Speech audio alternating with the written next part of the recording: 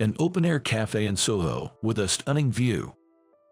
As I parked the minivan on the street, I heard the voice of my daughter, Emily, who had arrived earlier. "Ah, that's my dad's van. He uses it for his business." Then, interrupting her, a raspy male voice chimed in. "How inappropriate to arrive in such a vehicle. Is your father a high school dropout working in a warehouse?" Emily looked taken aback by these remarks. The man with the raspy voice appeared to have indulged in a few drinks, smiling with a flushed face. It had been some time since I last met someone who found such tasteless jokes amusing. After putting a parking ticket on the minivan, I approached the man. Opening my jacket, which had been tailored just a couple of days ago, I extended my business card towards him with a friendly gesture. "Here, I'm the CEO of a company that generates $50 million in revenue annually." John looked surprised. He was frantically checking the company name on the business card on his phone. Understandable. In John's view, someone driving a minivan couldn't possibly be more successful than him. And so, I began sharing my life story, almost as if I was introducing myself. "My name is Tom, and I'm a 63-year-old business owner. The business has expanded considerably, and we now have a significant number of employees, but it was a long journey to reach this point where I could share my story. Let me take you back to my early days. Born in the 1960s as the son of a struggling textile mill worker in the Midwest, I endured a challenging childhood. At that time, affordable and durable cotton products were being imported from abroad in large quantities, leading to the decline of local mills. With such meager earnings, it was tough to provide for the family, and there were days when my father would catch a chicken that wandered into our yard for our meal that evening. I've had to do it a few times under my father's orders, and the sensation and sound still haunt me, making me reminisce about those times whenever I see chicken. Eventually, unable to make ends meet with just the mill's income, my parents started saying, "We're going to a community meeting," leaving me alone as they went out. They wouldn't return until late at night, and by morning, I'd find a stack of flyers by the door. They were invitations to join a new spiritual religious group. Looking back, it seems the incentive was paid by the group for recruiting new members. What began as a means of survival slowly consumed my parents' minds with the ideology.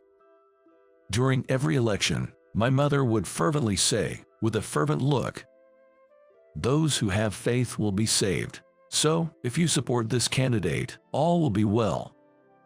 Yes, by relinquishing your desires, you can find peace. So you should. Everything was like this. There's no way I could live a good life in a house like this. I needed to leave the house. I'm thinking of moving out. Why? Isn't it enough to be here? I can't stand it anymore. Is it a lack of faith? Did you pray today? Prayer keeps unnecessary thoughts at bay. I'm leaving anyway. With that, I packed my things and left. It was a night just before my high school graduation, at 18. The breeze was brisk. It's not that I had nowhere to go. I had noted down my uncle's address and phone number. My uncle, Steve, who lived in Nebraska and was a bachelor, had been concerned about our situation since I was young. He often said, "Call me if anything happens. I think I understand what you're going through." I dialed his number with shaking hands and heard my uncle's deep voice answer. "Hello, hello, who is this?" "It's me, Tom." "Tom, what's going on at this time?" "Actually, I've left home." My uncle paused, seemingly in thought, but quickly responded. "Got it.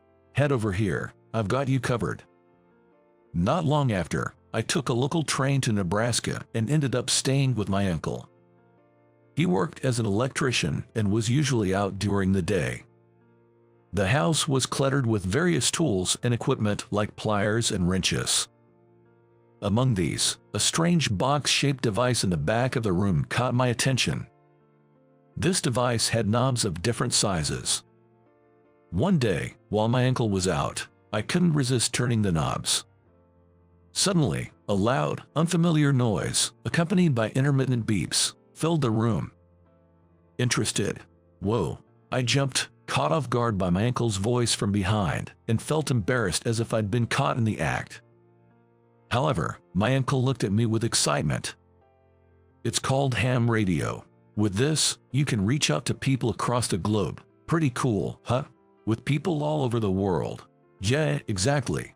You can talk to someone halfway around the world through invisible waves. If you're interested, I can teach you everything from the basics. From that point on, I was captivated by ham radio. Whether day or night, I stayed close to my uncle, intrigued by this novel device and the voices from distant lands. When he was away, I'd spend nights engrossed in radio chats, often not realizing dawn had broken. Around this time, I began assisting with my uncle's work. I'd accompany him in his minivan, traveling across Nebraska for various electrical tasks. Since the minivan lacked a car radio, my uncle would bring along a portable radio, using it to teach me various lessons during our rides.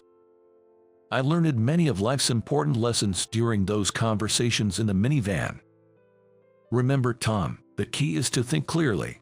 No matter the challenge, assess the situation, pinpoint the issues, come up with theories, and test them out. Master this, and you'll hardly ever find yourself at a loss. Yet, my uncle, who lived by these words, met with a tragic accident at work. The details were vague, but it seemed he died trying to save a coworker who had slipped up. The grief and frustration were overwhelming. It was a cruel twist of fate that my uncle, a lifelong electrician, met his end due to electricity. With no other kin, I inherited his house and minivan. So, I was on my own once again. But this time was different from when I had left my family. I had acquired my uncle's electrical skills and, more importantly, his work ethic and passion. Finding work was easy. During that period, the semiconductor boom was in full swing. In the U.S., electrical industry was flourishing. I interviewed at several companies, and after demonstrating my skills, I was in high demand. Eventually, I joined the largest company everyone knew of, though looking back, that might have been a mistake. I adapted to the job within months. Inspecting parts on a conveyor belt was straightforward, nothing like the complexities of electrical work. But the real issue lay elsewhere. It was the constant berating and physical reprimands from the manager, Daniel. Daniel would often halt the production line in a foul mood and single me out. "Tom, over here." "Yes." "What's with the attitude? You seem disinterested in your work." "Yes, sorry. You might think this job's a no-brainer. Don't get ahead of yourself. I'm the one who hired you. You're not quite there yet." "Yes, sorry. I don't want your apologies. Show it through your actions," I was told, followed by a slap in the face. When things were going well, it would be 2 slaps back and forth. This had become the usual sequence of events. Still, the pay was good, so somehow I managed to keep working. There was another reason I managed to keep working. It was meeting a woman who was in charge of the factory's accounting at the time. Her name was Ashley. Ashley would subtly show concern for me right after I received a punch from Daniel, offering ointment discreetly so no one would see. "I always see what's happening. It must be hard." "No, I'm used to it. Plus, the pay is good. If I think of it as including compensation for the punches, it's bearable." "That's too harsh. Please don't overdo it." There was a time when I got a cut on my lip from a slap from Daniel, and Ashley gave me a handkerchief. Tucked inside the handkerchief was a note with her contact information and a message saying, "Please contact me anytime if there's anything I can do for you." My encounter with Ashley definitely brought some salvation. There's no doubt that she helped ease the depression I felt after my uncle passed away. But then, a decisive moment came. "Hey, who did this?" One day, Daniel stopped the production line and shouted loud enough for all the employees to hear. He was holding a part that was significantly more bent than the standard.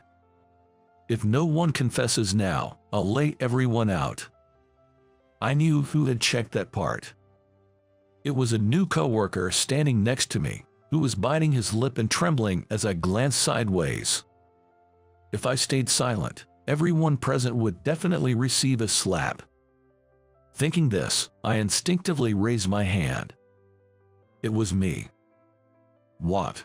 I'm sorry, I missed it. You realize what you've done, right? Yes, I'm truly sorry. Daniel stood in front of me and slapped my cheek. Not satisfied with just that, he turned around and delivered a knee kick aimed at my solar plexus.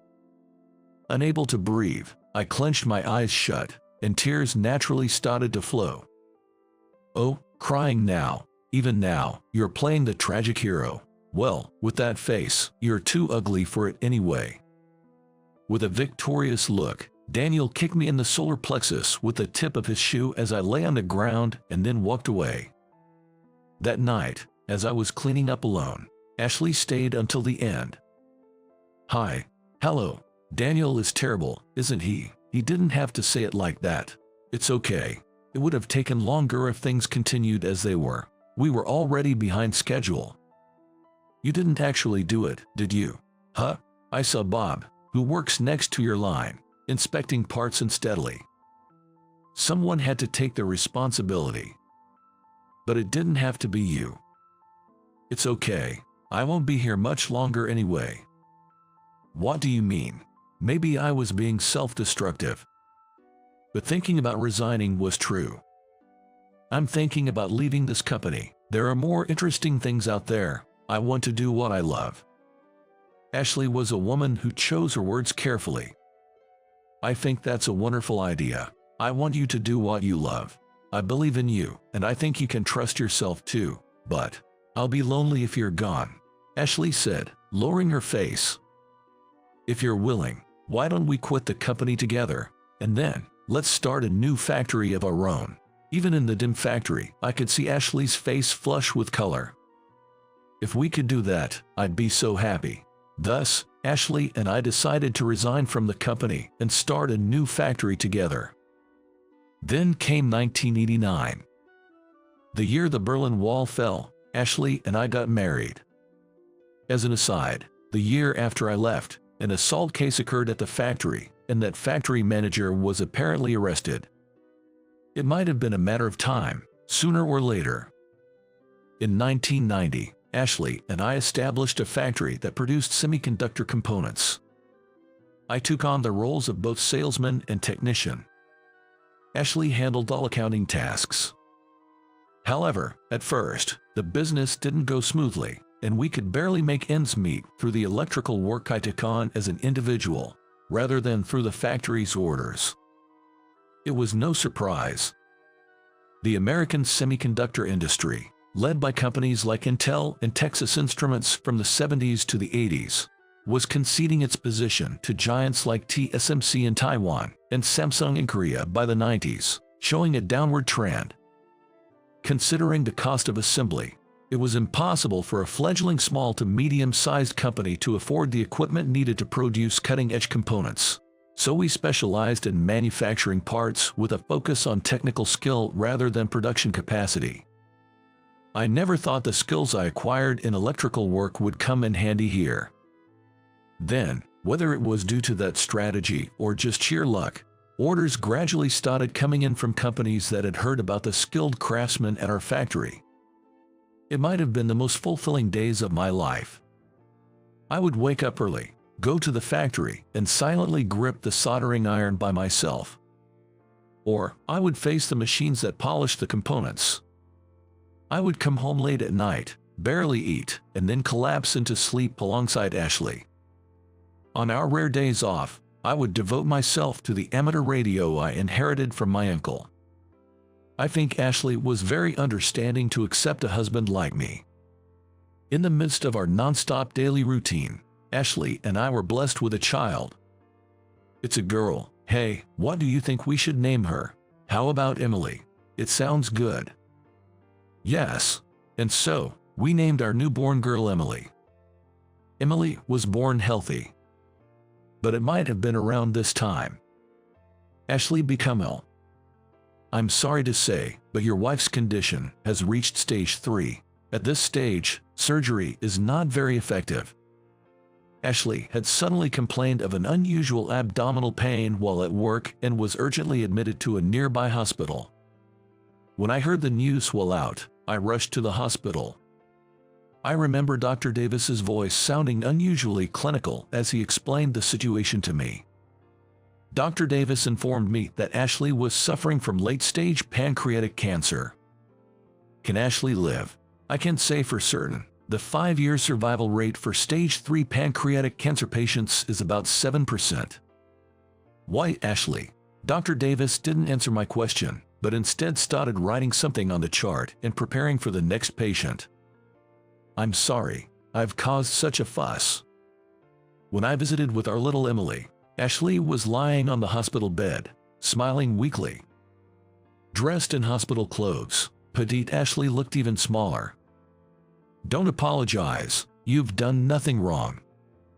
But I still have unfinished accounting work at the factory. Don't worry about it, it's okay. When a loved one falls ill, one realizes the preciousness of everyday life. Ashley's illness made me realize how happy I had been. But why did it have to be Ashley? Emily, make sure you support your dad properly. Even young Emily seemed to understand the situation and smiled innocently, saying, yes. And Tom, believe in yourself. I believe that what you're trying to do is right. Stop it, don't be so formal. No, I want to say it while I can. Ashley's face was serious. Her battle with illness did not last long. Perhaps that's what Ashley wanted. But now, there's no way to know. Ashley's face was peaceful in her final moments. Ashley's glasses, which she wore in life, were placed in her urn, and I felt I had lost everything. Had everything I had done been a mistake? I couldn't save Ashley. I had forced her to struggle. Perhaps she wasn't happy. For a while, I couldn't focus on anything, not even my hobbies like tinkering with machines or amateur radio. The world seemed gray.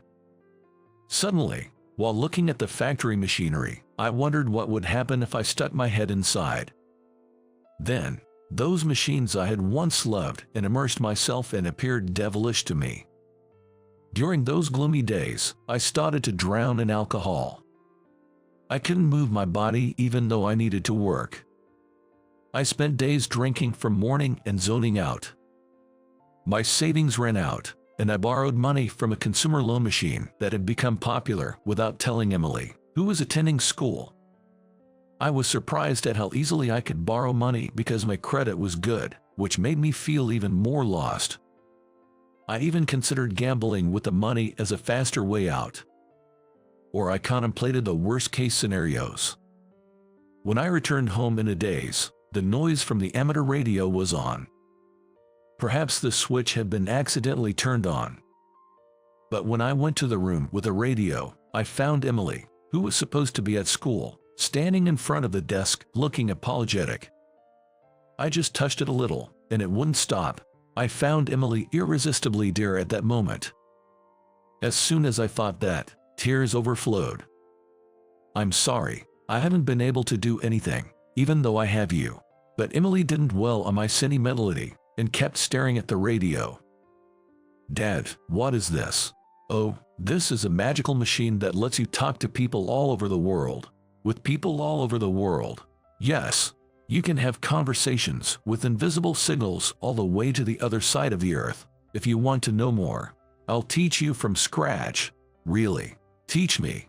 Listening to the sounds coming from the radio, Emily's eyes sparkled, and I saw my own reflection in her. Yes, Uncle Steve. I remembered my uncle. What my uncle had taught me in the pickup truck.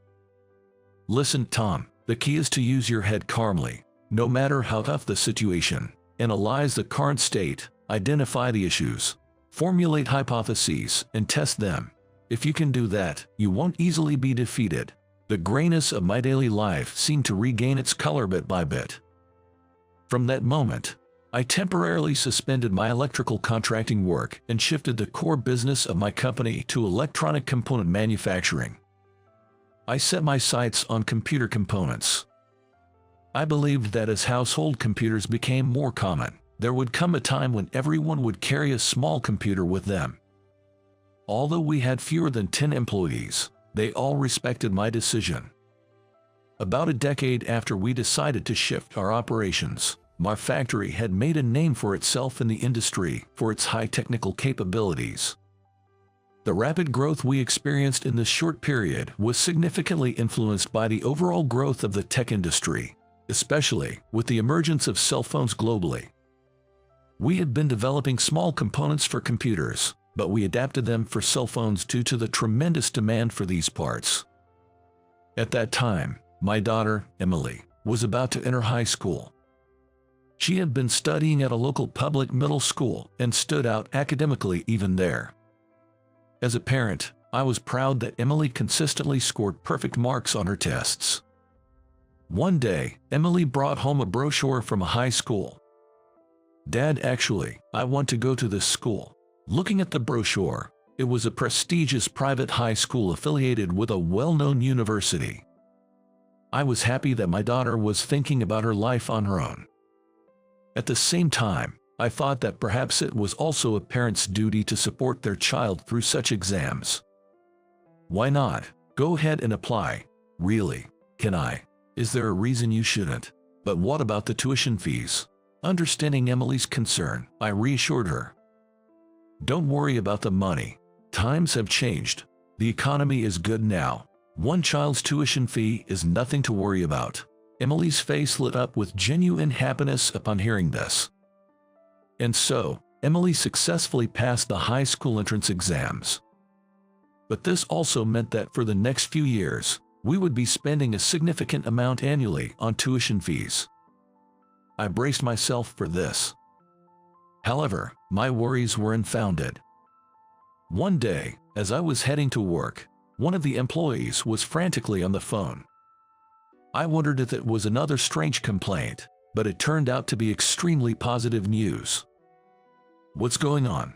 Mr. Johnson, it's incredible. Please don't be shocked. A major international company wants to use the parts we made in their new cell phones." What? That company, now a household name in the tech industry, was only known by a few enthusiasts at the time. Yet, being their supplier would be a game changer for us. What did they say on the phone? They said they'll be in the US soon and want to meet in person to discuss. We can sit around. Let's get ready. Things went smoothly, and I formally signed a contract with that company. The contract was worth millions of dollars. This sum was staggering, but knowing I could provide for Emily brought immense joy. The idea that something I created was in the hands of so many people still amazed me. "Uncle Steve, I did it. Ashley, we did it." I reported in front of their graves that all our hardships had finally paid off. I couldn't help but feel as if both of them were smiling down on me. When the company was on track, Emily, now a university student, told me she was dating someone, the heir to a prominent bank. I thought I had to dress appropriately for the meeting. I came in my uncle's old pickup, which is more valuable to me than any luxury car. So I was a bit upset. Sorry about that. After finishing my story, Emily's future father-in-law, John, looked bewildered. He seemed desperate to save face. Such a good story can't be true in real life. If you think it's a lie, feel free to check. It's all on our website. When I said that, John started fiddling with his cell phone. It seemed he soon realized the truth. John visibly deflated, losing his previous bravado. He might have acted like he was the CEO of a mega bank, but I knew he was just a branch manager. He probably tried to puff himself up more than usual to show his status. To deliver the final blow to John, I added, "The cell phone you're holding, it's from that well-known international company, isn't it? That means it probably contains parts made by our company. Thank you for using it." After those words, John never spoke again. I might have talked a bit too much.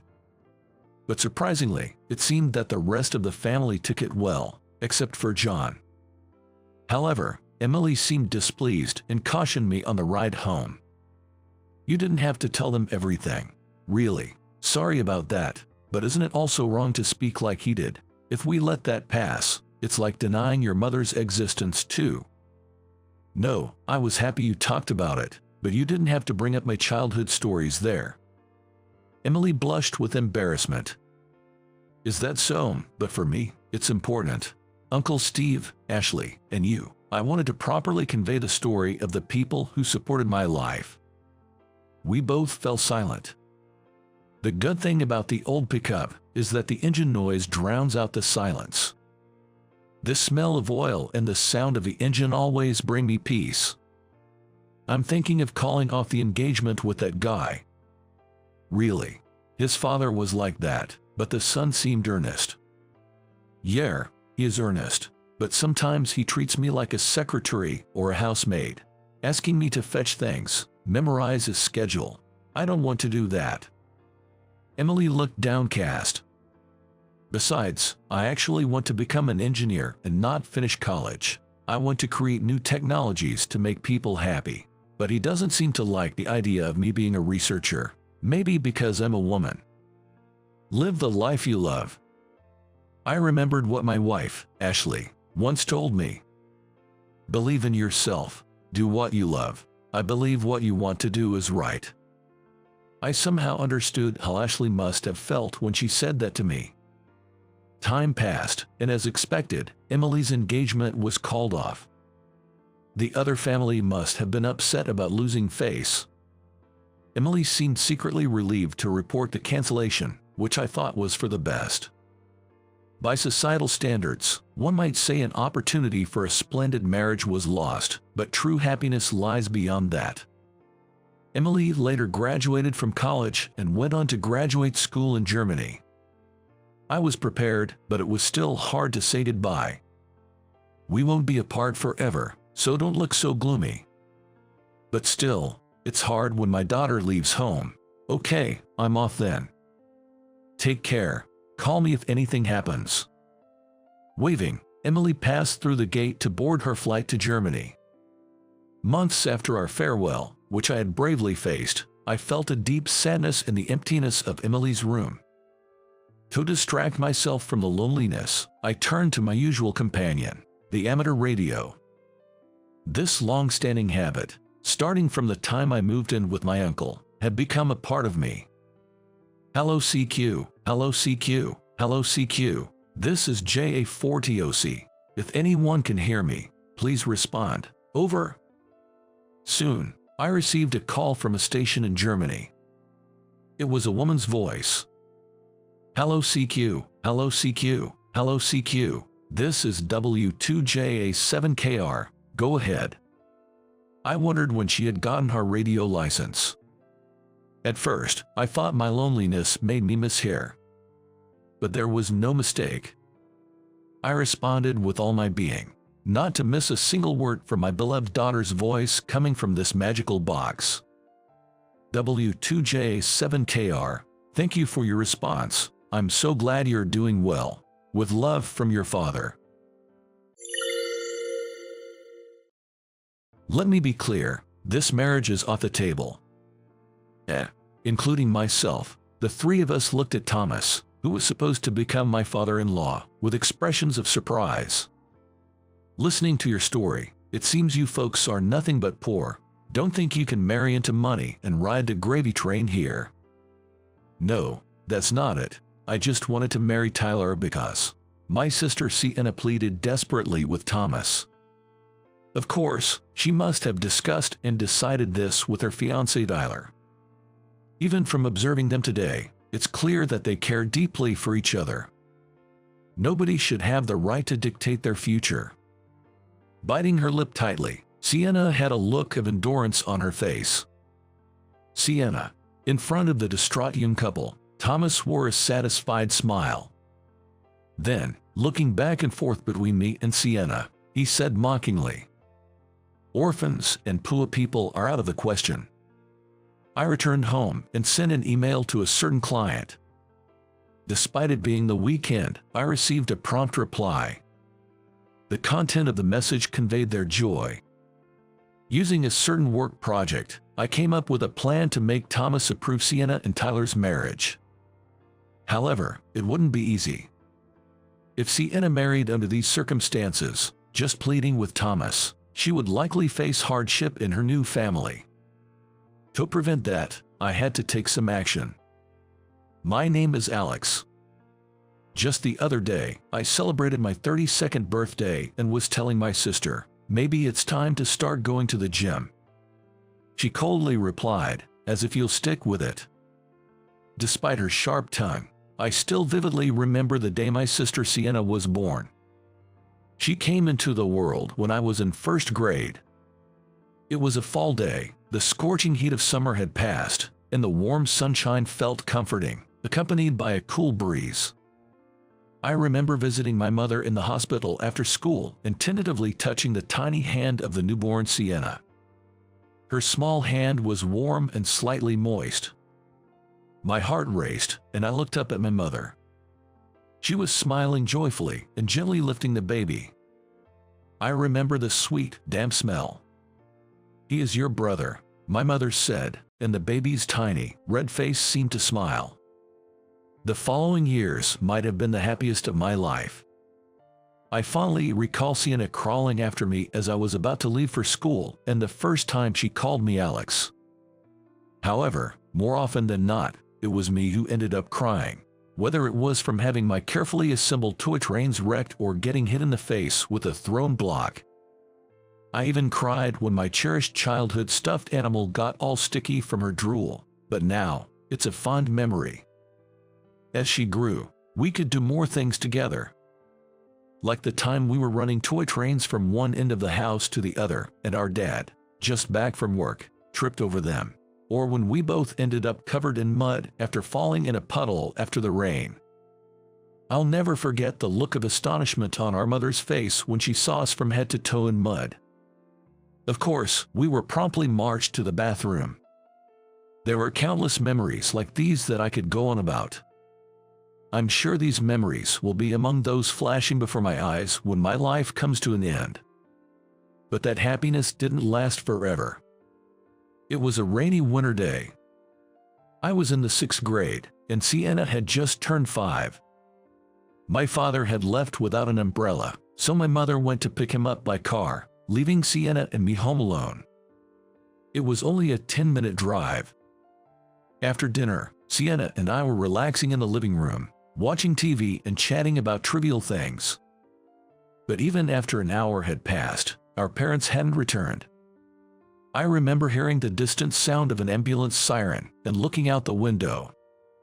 It was a car accident. A car had skidded on the wet road and crashed into my parents' car. I was stunned as the police explained what happened. I didn't know how to explain to Sienna, who kept asking why and how. I wanted to ask the same questions myself. I think I was just overwhelmed by the magnitude of what we had lost. During that time, the adults around us took care of various procedures, and Sienna and I were taken in by relatives. Their home had no other children, and fortunately, they treated us well. But I always felt it's not our place, and I wanted to leave with Sienna as soon as possible. It was around the time I entered high school. At 15, I made up my mind to leave with Sienna. Our relatives tried to persuade us to stay, but I insisted. Without their consent as guardians, we couldn't rent a house at our age. Fortunately, we had some money from our parents' insurance and inheritance. So began our life, just Sienna and me. That continued until Sienna graduated from college and got a job. When she told me she was moving out because she had found a job, I felt lonely but also proud, like a parent watching their child grow up. And now, my little sister is about to get married. My sister's partner is Tyler. They've been dating since their student days and are close in age.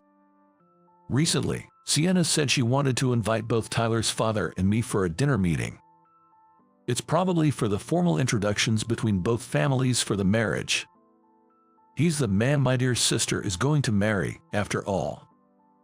Wanting to make a good impression on his parents, I splurged a bit more than usual on a suit and prepared for the dinner. However, on the day of the dinner, Tyler's father, Thomas, didn't show up at the agreed time. Tyler and I had already greeted each other by then. He appeared nervously but was teased by Sienna, which made him blush awkwardly.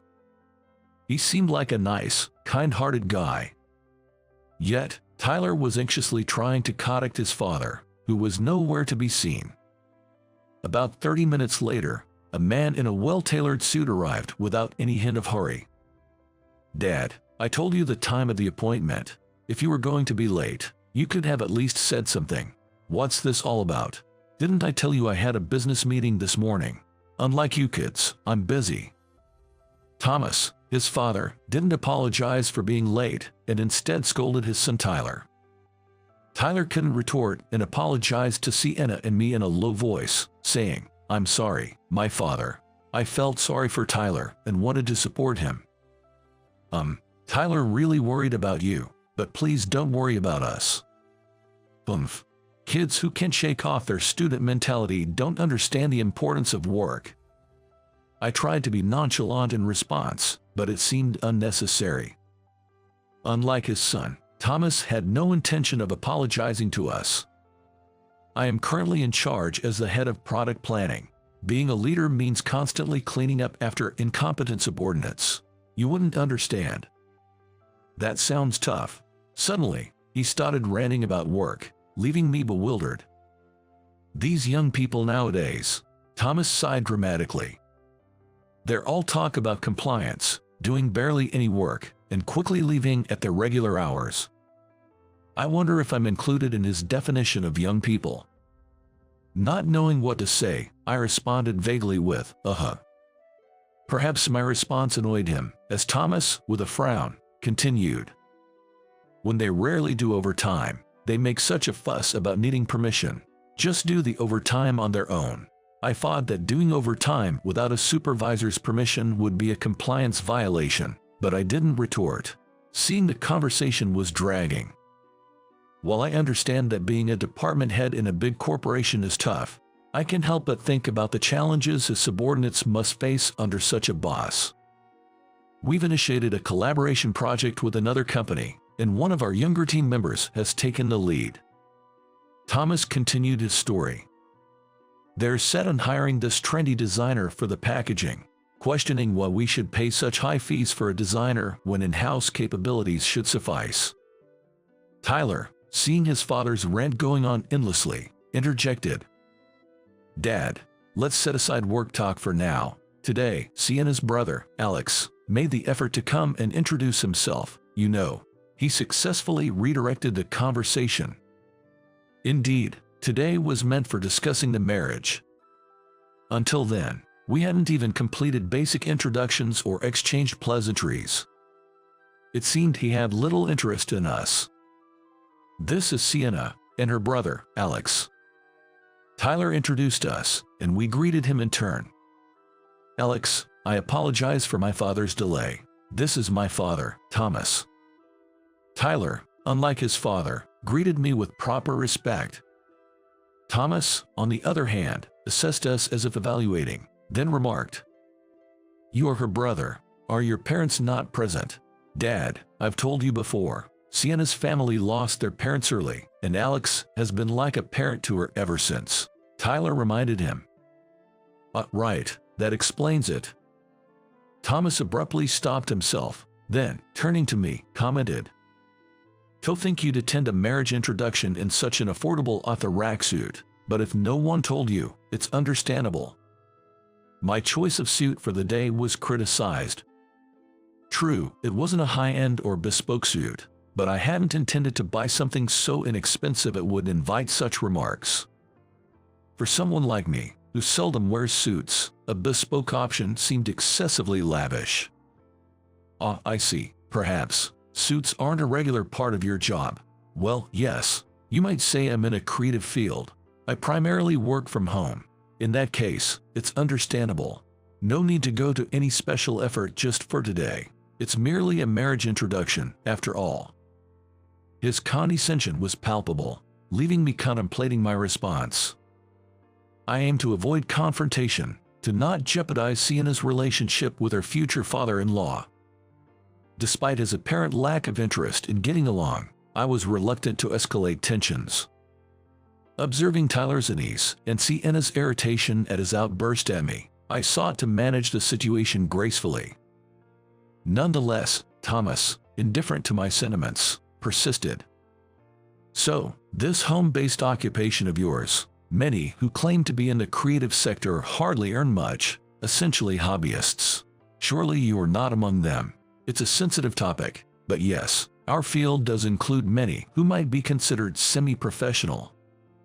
The creative industry is diverse, with numerous hobbyists possessing near-professional skills.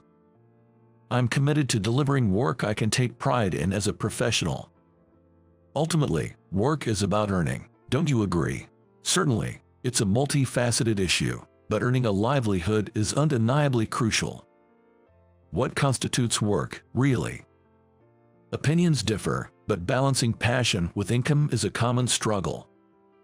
Precisely. All this talk of fulfillment, but without income, how does one sustain themselves? Don't you think many youths are misguided in this regard? I believe everyone has their own considerations. For me, achieving independence was a significant achievement. I see. Having no parents, you must have started working early. Indeed.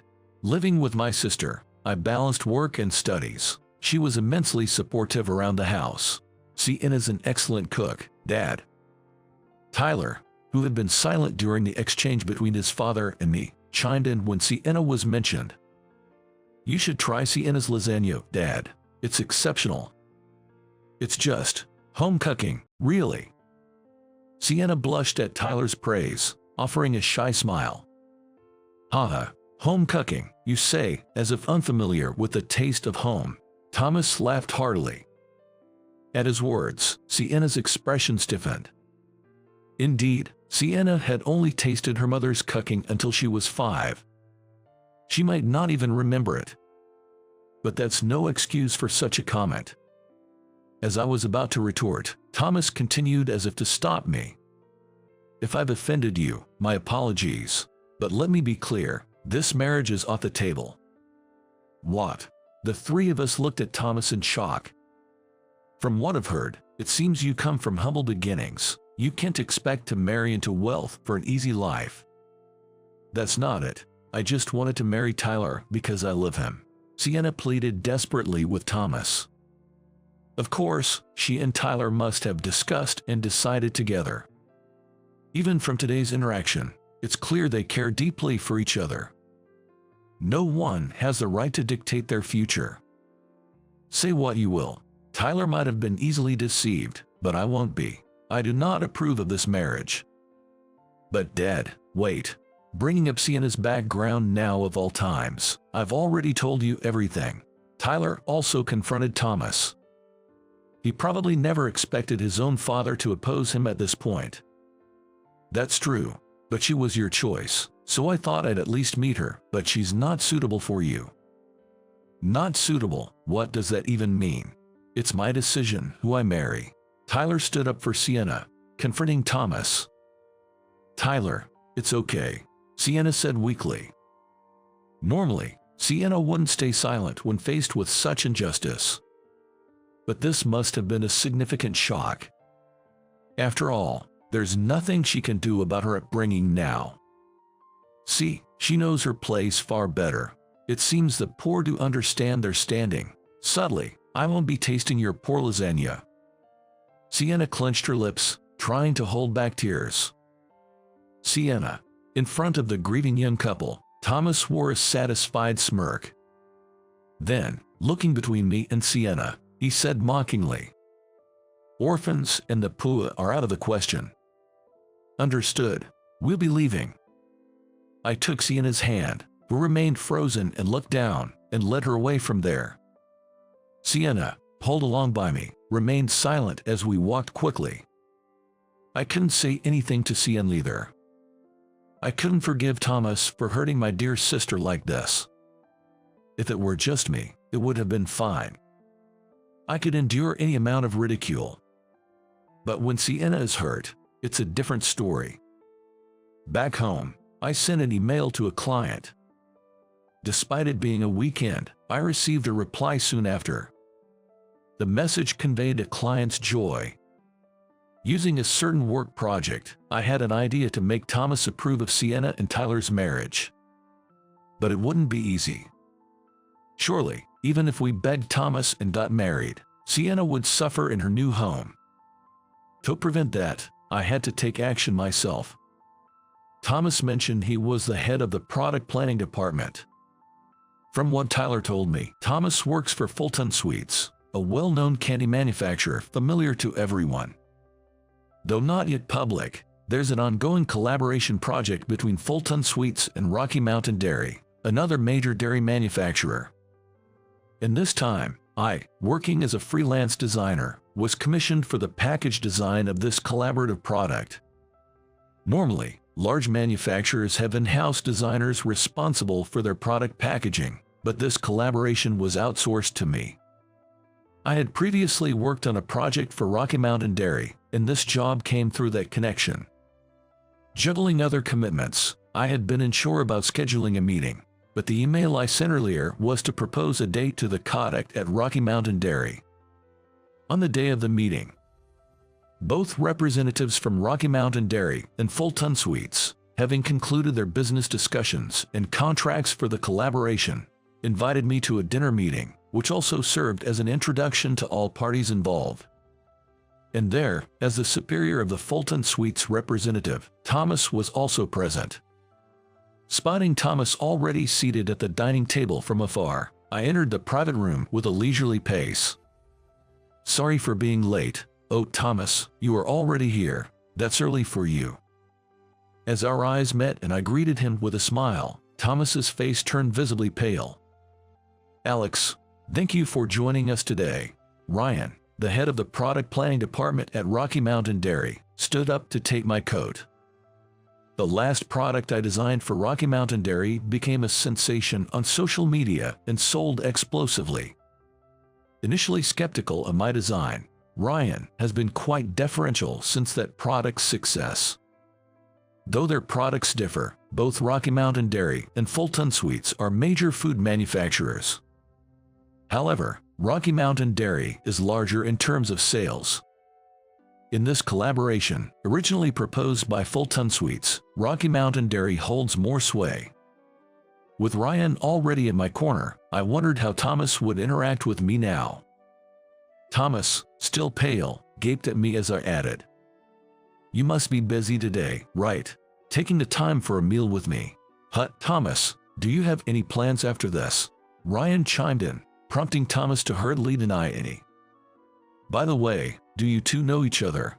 "Jess, we just met last week. Something about not wanting to eat my sister's pool lasagna." Before I could finish, Thomas loudly interrupted with saying, "Ryan, everyone's here, right? What would you like to drink? I'll take the orders," Thomas said, rushing off like a waiter to take everyone's orders. Ryan watched Thomas's humble act, commenting, "Such a modest man." The dinner proceeded smoothly, and after a while, Ryan stood up to announce, "Ladies and gentlemen, as mentioned in the project proposal, we've invited Alex, an external designer, to join us." I looked around and greeted everyone, making sure not to forget eye contact with Thomas. Our company has been indebted to him for a while now, and this time, after we pleaded with him to take on our project, he graciously agreed to do so. Amidst applause, I bashfully responded with a "Thank you. I look forward to working with you." Did you know, Alex also designed that popular beverage you see in grocery stores? Ryan shared my background without me having to introduce myself. It's both flattering and a bit embarrassing. I never imagined achieving such success as a designer. Back then, I was just struggling to get by, but now I'm grateful for having persevered.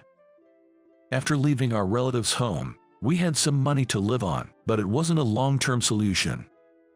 At 15, I balanced high school with evening shifts at a restaurant. After graduating, while many went to college, I chose to work. But while working in the extended role at the restaurant, I pondered if this was really all there was for me.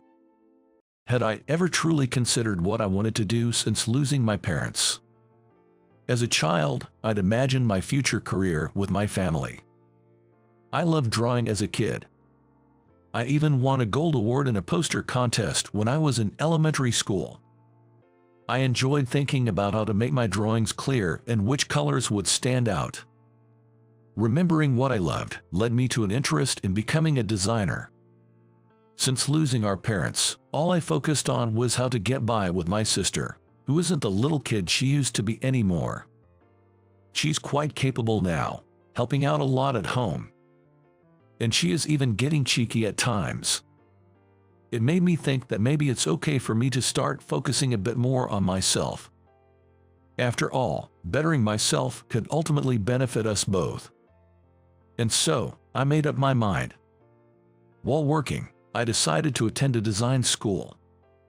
Balancing work and study was tough, both physically and mentally, especially with school assignments cutting into my sleep. But I found studying design incredibly enjoyable. I learned that design is everywhere, in commercial spaces, billboards, posters, furniture, and everyday items, all meticulously planned in terms of color, layout, and design. Designers don't just draw what they like. They create concepts and express them in specifications that others can understand. Through studying color theory and learning how to use design software, I acquired the basic skills needed to be a designer and graduated from the design school. I also quit my job at the restaurant around the same time. There are various career paths for designers, but I landed a job at a small design office. After working there as a package designer for 3 years, I went freelance. Initially, work was scarce, and my first significant project came from an acquaintance from my office days, a new package design for a small sweets shop expanding to New York. I decided to use vibrant colors, a departure from the traditional subdued tones typically used in sweets packaging, hoping to appeal to younger consumers. The result went viral on social media, becoming a hot topic among the youth. I'll never forget the shock of waking up to find my design featured on web news. That packaging even won an award at an annual competition for outstanding package design. From then on, I was constantly receiving work requests. When I first went freelance, I thought about starting my own design studio once things picked up, but success came sooner than expected, and I was able to establish my own design office. Work requests from major companies, including Rocky Mountain Dairy, started to increase, and I was thrilled, albeit overwhelmed. By the way, Alex, is that suit from the new store in New York? The introductions by Ryan had ended, and it was during the casual conversation over dinner, when a young man next to me struck up a conversation. I was curious too. That's the brand recently worn by international celebrities, right? I've seen it on social media. A woman across the table joined in, and soon, others around us began to chime in with "I know that," and "really," showing interest. I wore the suit that Thomas had ridiculed as cheap to today's dinner. Despite his comments, this suit wasn't cheap at all. A brand that had recently become popular among international celebrities had just made its debut in the US. This suit was from their first store here, and those in the know could recognize it. Regardless of whether I follow trends, as a designer, keeping up with them is a crucial part of my job. Knowing what's in vogue and predicting what's next. It is vital for creating timely products. The conversation continued pleasantly until Ryan returned to his seat. "Alex, speaking of which, that major beverage company's coffee packaging changed a bit ago. I thought it looked great, and then I found out it was your work." Ryan spoke cheerfully, while Thomas sat silently opposite him, not saying a word. Thomas must have heard the conversation about my suit as well. "Did you know about this, Thomas?" "Well, no, I'm not very familiar with these things." Thomas stumbled over his words when Ryan turned the conversation to him. "Is that so? Alex is a popular designer these days, so we were a bit worried if he'd take on this project, but now that he has, I'm confident our collaboration will be successful. Having Ryan say that puts a bit of pressure on me, but I've always been grateful for Rocky Mountain Dairy's support, and I want to do what I can to help. I responded while scratching my head, and Ryan looked pleased. Really, I appreciate you saying that. Alex, is this your first time working with Fulton Sweets? Yes, it is my first time, but actually, I'm soon to become related to Thomas through marriage. What? How come? Ryan exclaimed in surprise. Well, I have a sister who's dating Thomas's son. Wow, what a coincidence. Are they getting married? Jess, we've been talking about it recently, right, Thomas? I looked to Thomas for confirmation. Yes, indeed. My son would very much like to marry Alex's sister, Thomas answered with a forced smile. That's wonderful news. Congratulations. Hey everyone, Alex's sister and Thomas's son are getting married. Ryan's announcement was met with a chorus of really and congratulations from around the room, and I expressed my gratitude to everyone. Thomas looked at me with a sour face. In a barely audible whisper, he said, "What are you trying to do?" "I'm not trying anything." I stood up and looked around. "Thank you, everyone. But actually, there's someone who's against my sister's marriage, and it's been troubling us." "What? Why?" came voices of surprise. Thomas whispered harshly, "Hey, what do you think you're saying?" But I pretended not to hear. "Actually, my sister and I lost our parents when we were young. I've been like a parent to her, but at a family dinner with our potential in-laws, it was said that their son marrying someone poor and without parents was out of the question.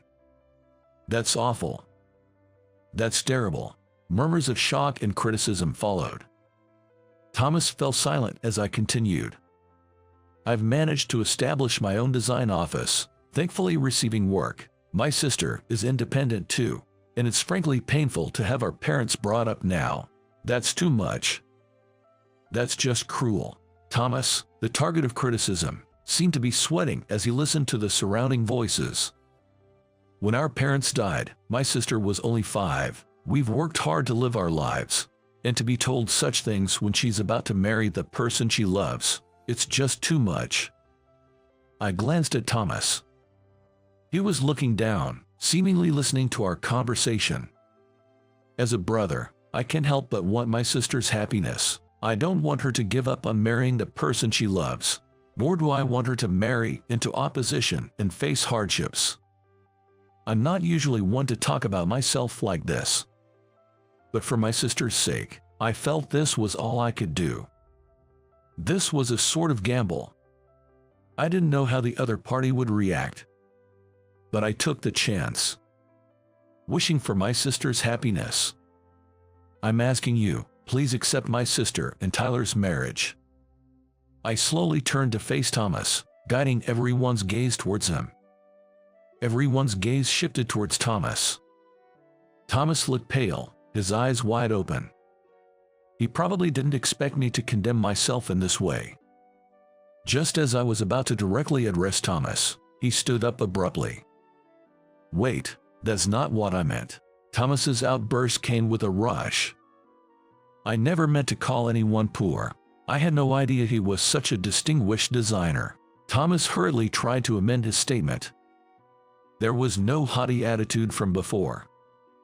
To think that your sister would marry into a humble salaryman's family like ours, I am truly humbled. He stumbled over his words, desperately trying to make amends. That should be enough. I never intended to belittle Thomas. So I gave Thomas my biggest smile. Yes, Thomas is in favor of their marriage, right? The opposition was just from some distant relative of yours. At my words, Thomas looked bewildered. But he quickly grasped the situation and frantically searched for words. Of course, I'm in favor. As for the relatives, I'll take responsibility and persuade them," he said, seemingly drained, and sat down. I had won the bet. I hadn't ruled out the possibility that Thomas might stubbornly oppose the marriage. However, this setting was like home ground for me, filled with people who were favorable towards me. For Thomas, on the other hand, this was a dealing with a major client who trusted me. It should have felt like an away game for him. Sharing my personal story had swayed public opinion in my favor. Thomas was powerless now. Should he make any more comments that hurt my sister, I'd be ready to fight back, though I doubt he'd dare to now. Seeing someone he'd looked down upon as poor now achieving a higher status and recognition must have been a sobering experience for him. Thomas didn't speak to anyone after that. He probably wanted to leave as soon as possible, but due to the presence of clients, he likely felt compelled to stay and drink, albeit reluctantly. Only Thomas and I knew the truth. In secret, I reveled in the taste of victory. Sienna and Tyler's marriage was now assured. After resolving the issue with Thomas, the wedding date and venue were smoothly arranged, and the couple later visited me to express their gratitude again. "I'm truly sorry for what my father did," Tyler said earnestly. Surprisingly, Tyler was the one most upset by the incident.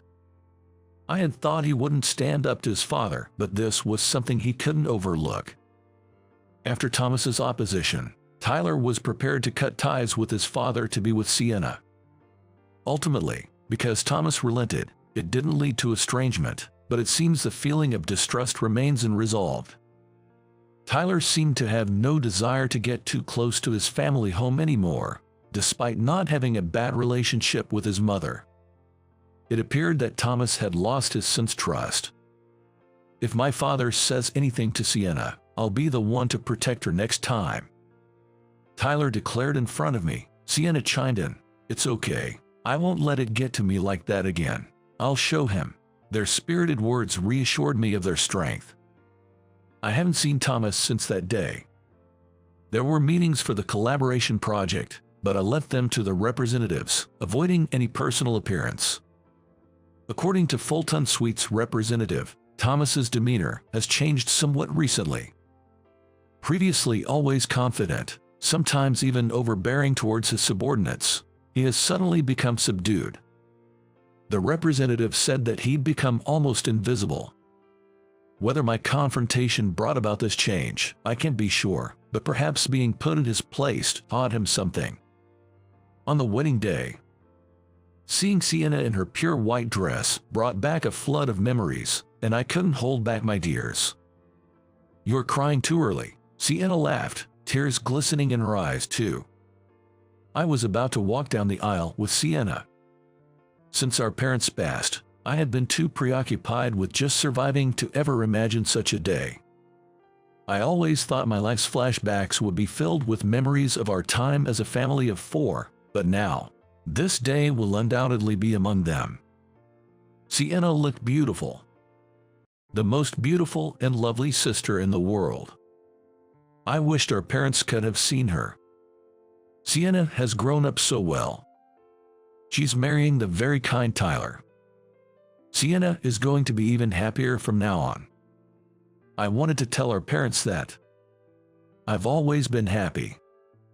Sienna said to me with teary eyes, as if she had read my mind. I was never lonely because I had you. Thank you for everything up until now. I reached my limit. Unable to look at Sienna any longer, I turned around abruptly. My shoulders shook, clearly revealing that I was crying. I managed to keep going because I had Sienna. I told myself it was all for Sienna, but in truth, it was all for me. Thinking it was for Sienna's sake spurred me on. Without her, I probably couldn't have lived this way. I'm the one who should be saying thank her. Thank you, I managed to say, my voice choked with tears, unsure if it reached her properly. The organ sounded, signaling the bride's entrance. As I escorted the bride, I stood in front of the chapel doors. I hoped Sienna would continue to be happy. As if answering my prayer, the grand doors swung open with force, and dazzling light streamed through the stained glass. And there I was, walking down the aisle with a tear-streaked face, a sight that would later become a source of amusement among the attendees. But that's a different story. Newbies should just drink rainwater. The beloved taste of concrete for construction workers. At 44, I transitioned from a construction worker to a corporate job at a construction company. At the welcome party, which was supposed to be for me, Michael, the manager, handed me a cup of water. While everyone else had food and drinks, I had none. It wasn't just Michael who was laughing. The other employees were mocking me with their laughter as well.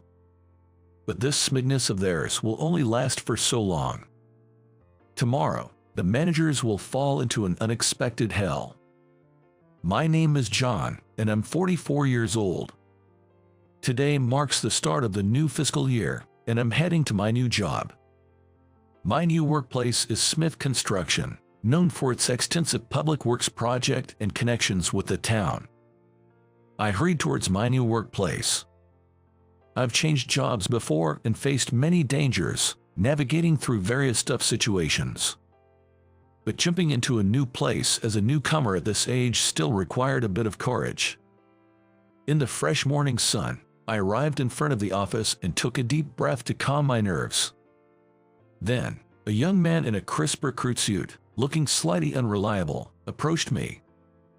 "Good morning. I'm starting work here today. My name is Daniel. I look forward to working with you." "Good morning. I'm John. I'm also starting today. Nice to meet you." Daniel, the young man who introduced himself, extended his hand toward me with a shy smile. I shook his hand and greeted him. It seemed he thought I was a company employee, given my much older age.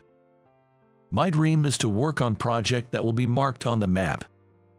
I want to be involved in construction that serves people, like building big bridges, roads that create living spaces, and dams that ensure safety, so I can look at a map and remember the achievements of my hard work. Up until a week ago, I was sweating it out in manual labor at a road paving construction site on the outskirts of the city. Blending in with the young construction workers, my age of 44 would show as my body ached from a day's physical labor. Often, I had to go to the site without fully recovering from the fatigue, which was physically demanding. But being thanked for contributing to the city and people was rewarding, and seeing the construction progress up close was fulfilling. It was a job that was both enjoyable and educational, and I took pride in my work. My wife, Lisa, always took care of me when I came home exhausted. Even though it might feel awkward being among the new graduates, she would say, "Stand tall," giving me a strong push on the back. Perhaps due to her job as a nurse, she had a way of offering strict yet kind words to those in need. I was grateful for Lisa, who supported someone like me. I've joined the company today. My name is John. I look forward to working with you. I introduced myself during the greeting session for new employees inside the office. After everyone had their turn and it was all over, the president hurried into the office while on the phone. After hanging up, the president opened his planner, glanced at his watch as if about to make another call, pondered for a moment, and then put away his cell phone. His large figure bustling about in a slightly comical manner. When he glanced around the office and our eyes met, he gave a small nod and a smile. Then, he stood in the center of the office and gave his greeting. "Ahem, please relax and listen. I'd like to express my heartfelt gratitude to all the new employees who joined us today for choosing our company. No matter the industry or generation, there will be tough times. I want all of you to value human kindness and compassion in your work here. Being thanked for helping others is something anyone would be happy about. Let's build a relationship based on gratitude and trust. We will do our best to make you feel glad you chose our company. So please, I look forward to working with you." I'm not good at formal greetings, so I'll leave it at that. The new employees applauded, and the president lifted a hand before quickly making a call and leaving the office. I was talking to Daniel, who was next to me, about how busy it seemed. "Well, John, you're really tanned." Daniel noticed the difference in color between my face and neck and commented in surprise. "Yeah, up until a week ago, I was working on a road construction site as a construction worker. It was a lively site, right in the residential area south of K intersection. I was just making casual conversation.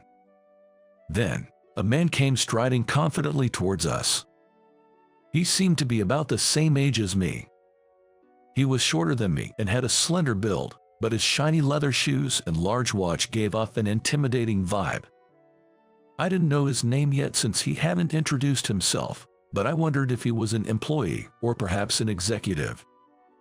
"Hey, can you believe we've got a real bottom dweller, a construction worker joining us?"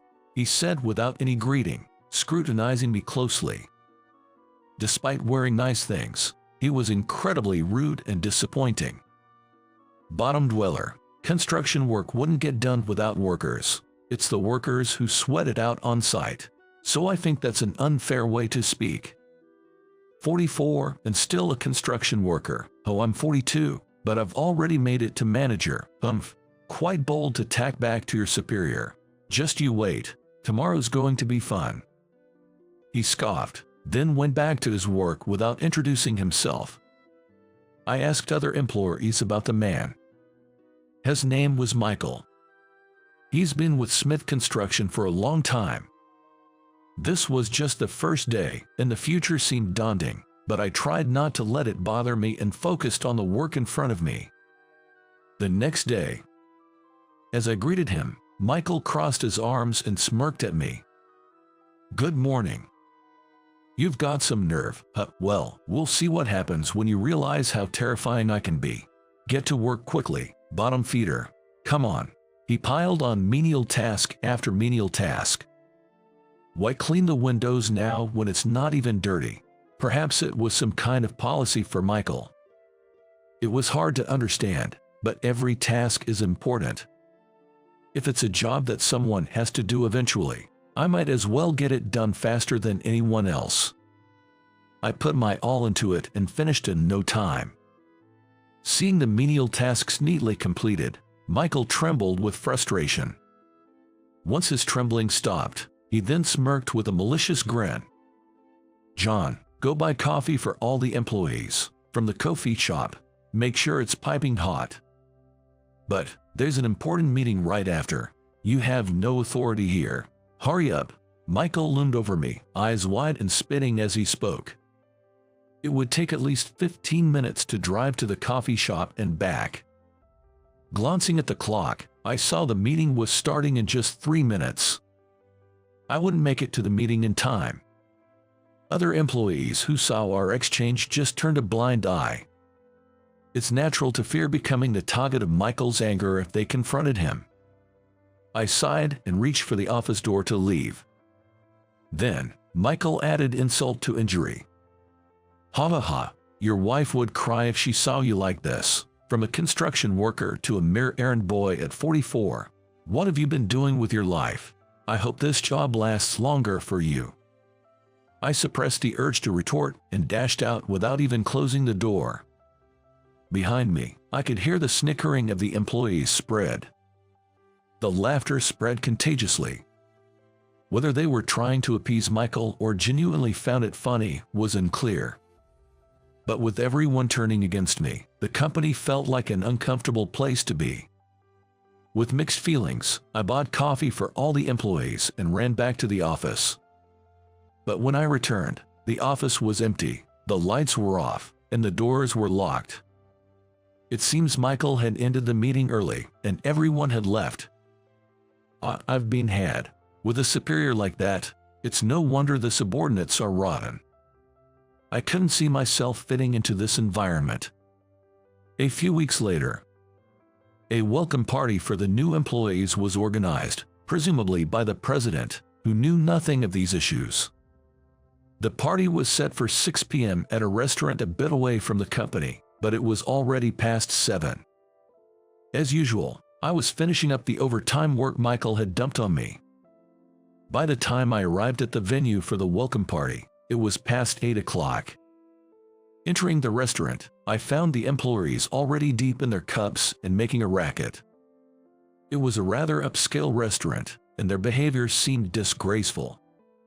The president was nowhere to be seen. He must still be busy with work.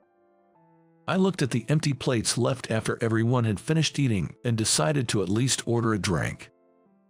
That's when Michael, the manager, found me, put his arm around my shoulder, and led me over to a nearby seat. "John, we've got a seat ready for you." Huh, I had a bad feeling about this. The employees were causing a commotion around the seating area, while I was isolated at a table apart from them. I looked at the table and noticed that only a paper cup filled with water was placed there. Then, Michael announced loudly enough for everyone to hear, "Let the construction worker drink rainwater. It's got that taste you all love." Ha ha ha.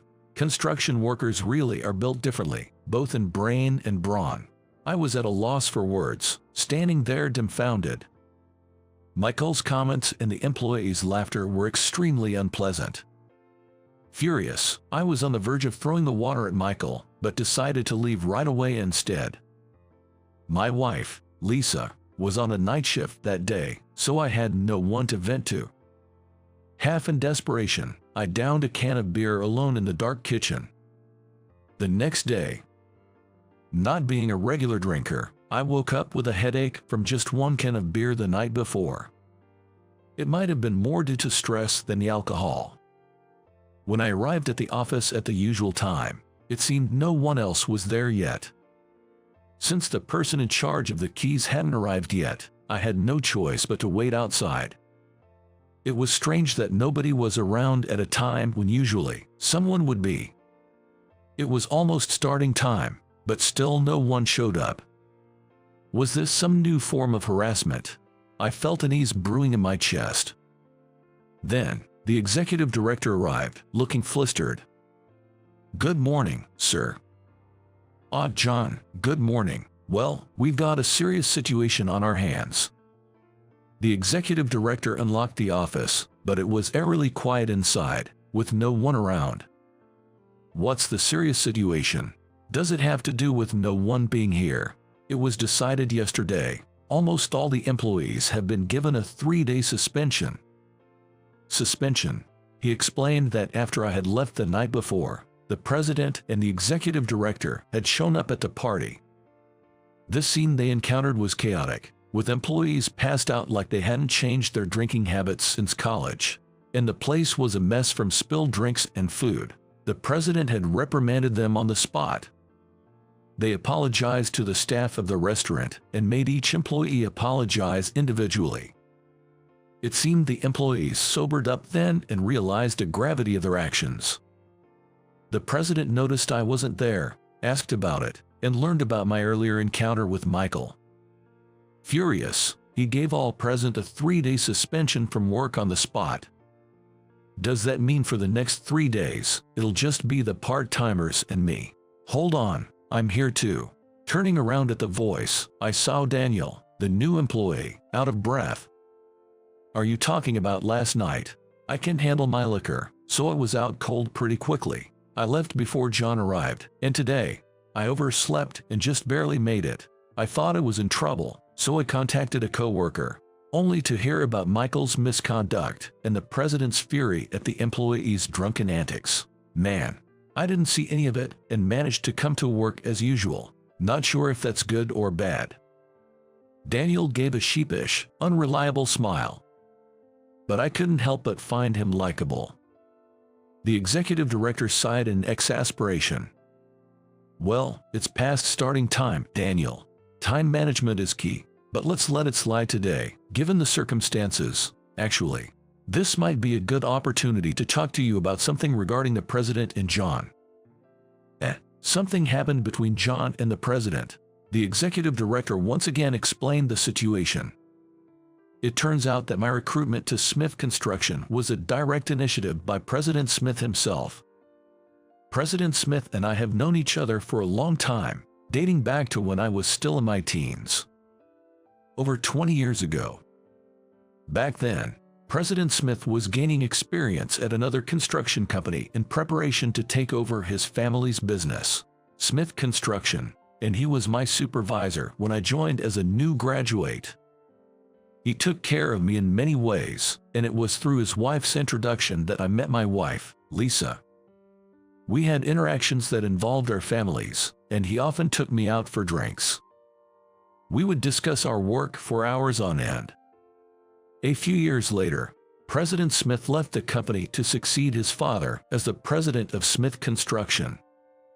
He always appreciated my proactive attitude, my qualifications, and above all, my character.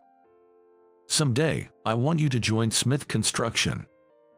That's what Mr. Smith told me. I strongly agreed with Mr. Smith's philosophy and shook his hand firmly. After that, I engaged in various construction-related jobs and gained a wealth of experience. This led to my well-prepared entry into Smith Construction.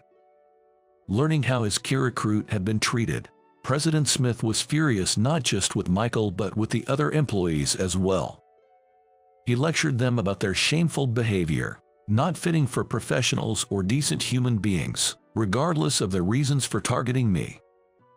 He wanted them to reflect on their actions and plan to hold individual meetings with everyone during the suspension period to retrain them. Fitting all these individual meetings into his already tight schedule showed his dedication and concern for others, embodying the ideal I aspired to. After the executive director finished speaking, Daniel remained silent, looking down. Then, he began to speak softly, bit by bit. "I've been thinking that maybe it was my fault for mentioning John's tan on the first day, which Michael overheard. I never thought such a small comment could lead to such a big issue. I've seen how Michael and the others treated John, but I felt helpless. I was afraid of becoming the next target if I said anything." Daniel suddenly covered his mouth and rushed to the bathroom. It was unclear whether it was the lingering effects of last night's alcohol or if it was the mental strain manifesting physically. Daniel is a considerate and kind-hearted young man. I hoped he wouldn't leave the company over such trivial matters. The executive director left, and the part-time and temporary staff arrived. Then, the office phone rang, and the part-timer who answered said, "It's the president, for John." The part-timer handed me the receiver. "Hello, this is John speaking." "Hey, John, you know, reporting, informing, and consulting are the basics of our work, right? I apologize for that. I spoke with Michael this morning. Turns out he was jealous of you, for some petty reason." Really? Michael had seen President Smith smiling at me during the new employee introductions and feared that, despite his longer tenure at Smith Construction, the president, whom he revered, preferred a newcomer like me. Michael, humiliated by being reprimanded in front of others by the president, had shared everything quite candidly on the phone that morning. It seemed everyone had underestimated me, thinking I had only experience as a construction worker and not in design or supervision. That wasn't the case. I'm also experienced as a supervisor. President Smith had explained why he had hunted me, highlighting my skills and character. He asked everyone to use the 3-day suspension to reflect and improve their character, in line with the company's philosophy. While working, I reflected on my time since joining the company. Indeed, I had just silently followed Michael's orders without ever sharing anything about myself, nor had I tried to bridge the emotional gap to gain recognition. Perhaps I was also at fault. Just then, President Smith entered the office. "Sorry, John, for the trouble." "No, I should have spoken up to you or Michael. It's my fault for assuming the worst and keeping my distance without trying to communicate."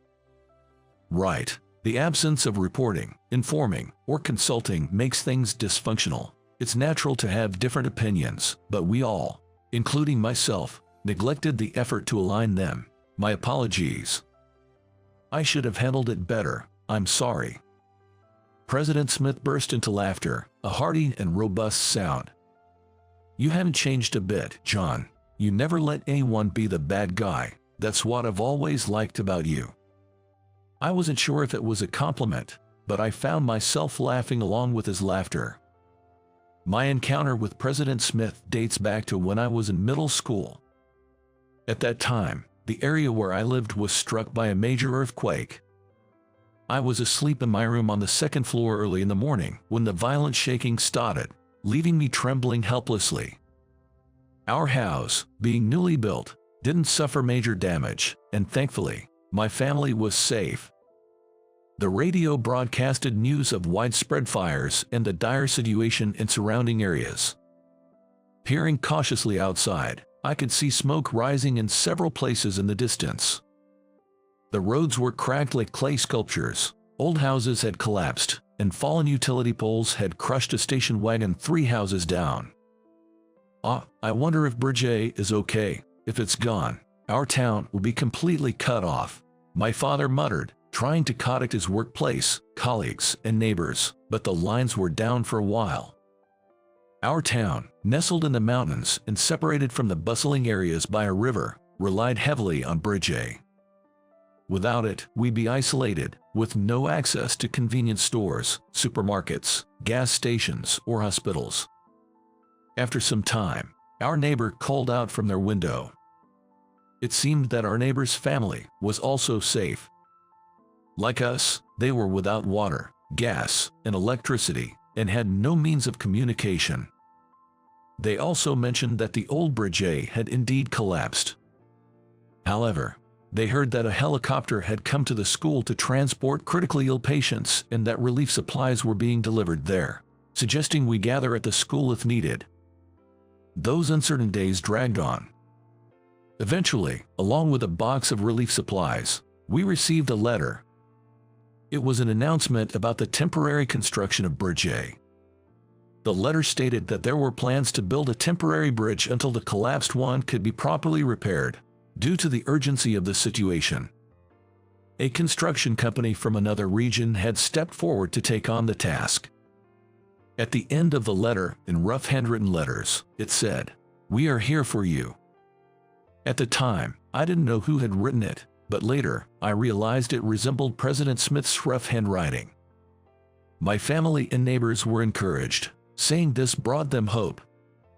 After that, the bridge was rapidly constructed, and I went to see the progress every day. Workers effortlessly carried heavy parts, skillfully operated machinery as if they were their own limbs, and the leader gave precise instructions in a loud voice. They all seemed like heroes, more impressive than any movie star. I aspired to be like them someday. When the bridge was completed, I was so moved that I almost cried with joy. I made up an excuse to go to the supermarket for my mother and hurried to the bridge. There stood a large man in work clothes and a helmet. When he took off his helmet and looked back at the bridge, I couldn't help but thank him. "Thank you for fixing the bridge." He turned around in surprise, then smiled. "I want to do the same kind of work as you. I want to build and repair roads and bridges to help people." Thank you. Hearing that makes all the hard work worthwhile. It took some time to get the construction started due to all the paperwork, but I'm glad it's finally completed. If you still feel the same when you're older, get in touch. We can work together then. With that, he wiped away his tears and handed me his business card with both hands. It bore the name Smith. That was my first encounter with Mr. Smith. Afterward, I dedicated myself to filling the gaps in my knowledge, studying harder than I ever had before. I went on to college, where I studied civil engineering and architecture. In my senior year, I contacted the number on the business card Mr. Smith had given me. He spoke to the president and HR department of the company he was with at the time, asking them to hire me. And so, I secured a job at that construction company. Working together for a while, I got to know Mr. Smith better, and he got to know me. There were times when he was tough on me, but there was always a reason, and it was a learning experience about humanity. As I grew, Mr. Smith took great care of me. We built a solid relationship of trust. Reminiscing about the past, I was motivated anew to give my all at work. The next day, it had been raining continuously since the night, and a heavy rain and flood warning was issued on the news. A linear rain band had formed over the entire area, unleashing relentless, torrential rain as if a bucket had been overturned. The office phone rang, and after Daniel spoke for a while, he turned to me in a panic, the call still on hold. "It's from the municipal office. They say a road has been damaged and emergency vehicles can't get through. They're asking if we can check it out. Where is it? About 7 miles north of M intersection, along the road. I'll head there right now. Please inform the president. Yes. Smith Construction had a contract with the city to respond in times of disaster. I grabbed my jacket, opened the office door, and ran to my car in the pouring rain. Using an umbrella seemed utterly pointless. Arriving at the site, I found the road leading to a mountain village had collapsed. An ambulance was stranded, leaving the village isolated. Why did it have to be today? I was eager to start the recovery work, but we were short on manpower. As I was racking my brain, a truck driven by the president arrived. Upon closer inspection, I saw some employees were also on board. It seemed the president, who had been in a meeting, received Daniel's call and gathered the employees, despite their suspension. Thankfully, while few in number, more is better than just one person. Then, Michael's car appeared. Caught by surprise, I watched as Michael and the suspended employees rushed over and immediately apologized to Mr. Smith and me. We're terribly sorry for our foolishness. We've reflected on our actions. We forgot what's truly important as humans and caused trouble for both you and John. Please let us join the recovery efforts. We still want to be of help to others. In the rain, Michael apologized, unconcerned that his shiny shoes and large watch were getting thoroughly soaked. Mr. Smith and I exchanged glances and told them. I was really annoyed at the time, but now's not the moment for that. Let's work together. Right. Mr. Smith nodded and began issuing instructions to the employees. Thanks to the employees who continued to arrive, we were able to perform emergency repairs on the road, allowing the ambulance to pass through safely. It seems that the injured were successfully transported to the hospital. By then, the rain had stopped and a rainbow stretched across the sky. We wiped off our sweat and our dirty work clothes. John, good job. Are you okay? Daniel asked tentatively as we returned to the office. Yeah, we managed to clear the way for the ambulance. Oh, well, it's not just about the road, I called Michael. Really? I was taken aback and looked at Daniel. I was scared of what he might say, and I thought about not calling him, but when I heard the ambulance couldn't get through, I knew personal feelings couldn't come into it, and I was desperate. Thank you for that. Other employees seemed to have arrived at the office too. Michael apologized to me again. I did something inexcusable. I was annoyed that the newbie was getting along with the president and thought it was hindering my promotion. Honestly, I saw it as a threat, but today, seeing John work at the site, I realized his skills are genuine. There's no way I can match him. Our levels of experience are just too different. I wish John could become our supervisor. Hearing this, President Smith patted me on the back from behind. You've earned their respect with your skills. Well done. Feeling everyone's eyes on me, I was a bit embarrassed. Listen up, everyone. I'm thinking of appointing John as the vice president. I want him to take over Smith Construction after I retire. Any objections? Of course not. It's frustrating, but there's no one else but John who can analyze and execute with a broad perspective, capable of taking over from a president who manages everything personally beyond just administrative tasks. As Michael clapped, the other employees followed suit. Wow, I was taken aback since I hadn't expected this, but being acknowledged and accepted felt incredibly rewarding. Michael had a soft smile I'd never seen before. That night, when I got home, my wife Lisa greeted me. Welcome back. The rain was quite something today, wasn't it? I'm home. Yeah, it must have been tough on your end too. It was busy. There was this boy who got injured in the rain, from a village in the mountains. He slipped and hurt himself. His father tried to take him to the hospital by car, but the roads were impassable, so they had to go back home. But when his pain worsened and he started sweating and looking pale, his mother realized something was wrong and called an ambulance. But you know, the ambulance couldn't get through either, right? So they had to wait for instructions over the phone from a doctor until the emergency services could get there. By the time the paramedics arrived, his condition had stabilized, and he was quite lively when they brought him in.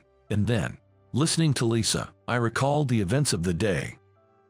The boy waiting for the ambulance was from the village. Hearing he was safe brought me relief.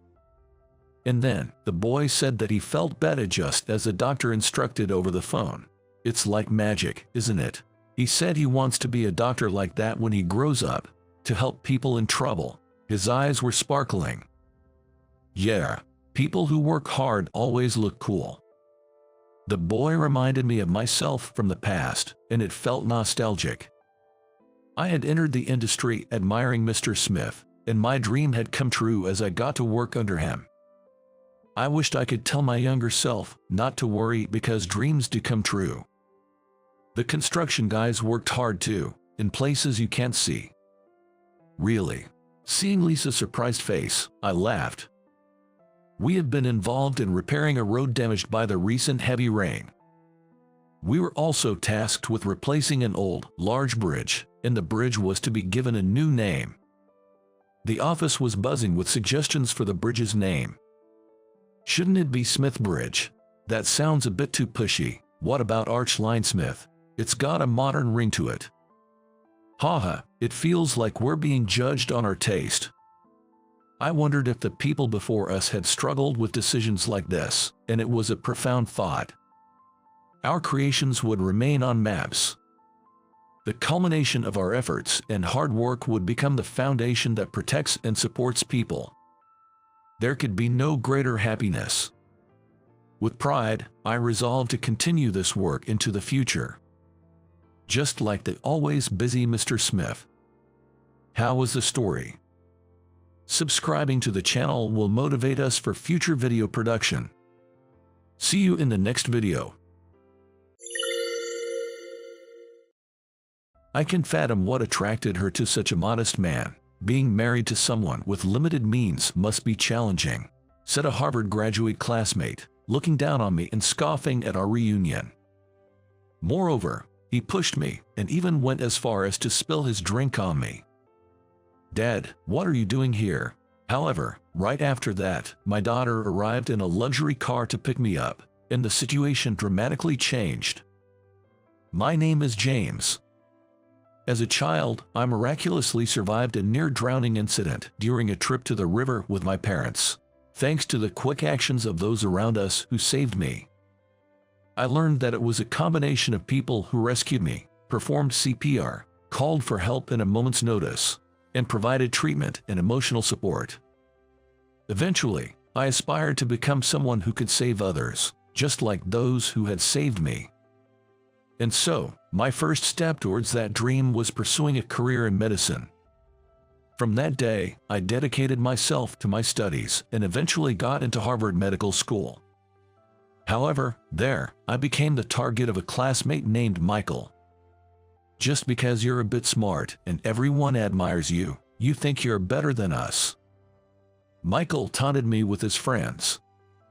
Is that so? But I have no interest in engaging with you, Michael. Don't act so superior. Just you wait. I had no intention of clashing with Michael, nor did I see him as an adversary. Perhaps that irritated him even more, and Michael left with a threatening remark. From then on, Michael started to harass me. But no matter the harassment, I was so focused on my goal to become a doctor that I paid him no mind. However, one day, an incident made it impossible to continue as before. The company went bankrupt. I'm truly sorry, James. My father's company had gone bankrupt. My father, apologizing and looking downcast, had visibly lost weight. I was so engrossed in my studies that I hadn't noticed how much pressure my father was under. Realizing this, I was stunned. Please forgive me for not being able to support your education. How could you say that? Family is more important than anything else. Now it's my turn to support you and Mom. Startled by my father's words, I responded and placed my hand on the shoulder of my downtrodden father. Hearing my words, my father was moved to tears. My mother also cried next to him. At that moment, I made a certain decision. It's a shame to lose such an excellent student like you, but if it's for your family, it can't be helped. I'm sorry, Professor Thompson. Thank you for everything up until now. After dropping out of Harvard, I went around expressing my gratitude to those who had supported me. I decided to give up on becoming a doctor and to start working in order to support my father and mother. The next day, I immediately started job hunting and was fortunately hired by a major company. And I worked hard for the sake of my father and mother. James, thank you. I'll start looking for a job too. Don't push yourself too hard. Take it at your own pace, Dad.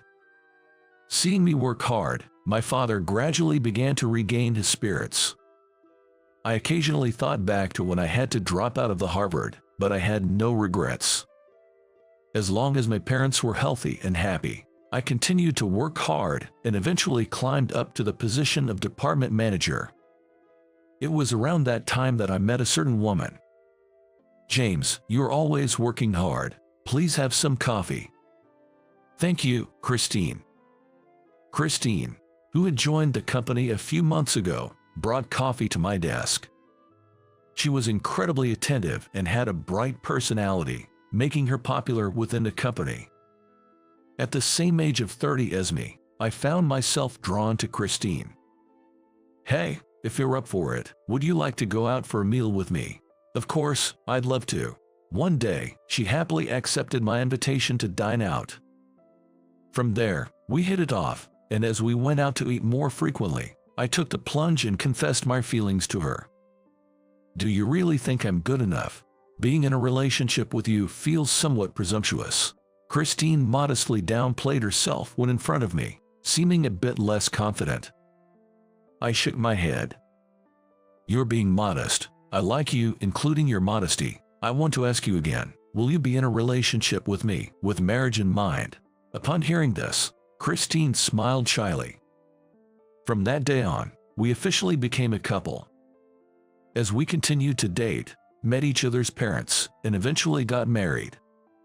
After some time, we discovered Christine was pregnant. It's going to be a girl. We'll name her Elizabeth. Months later, Christine named our newborn daughter Elizabeth. Her big eyes were distinctive, and she was as cute as an angel, captivating us completely. I adored my daughter. I couldn't be more grateful to Christine for giving birth to Elizabeth. Elizabeth grew up healthy and happy, receiving love from both of us. Dad, you know so much.